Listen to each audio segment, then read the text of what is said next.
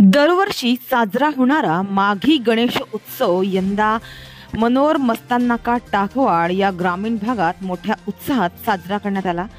14 विद्या 64 कलांचा अधिपती असलेल्या गणपती बाप्पाचा माघ महिन्यातील जयंती उत्सव म्हणजेच त्यांचा जन्म उत्सव यंदा शनिवारपासून सुरू झाला।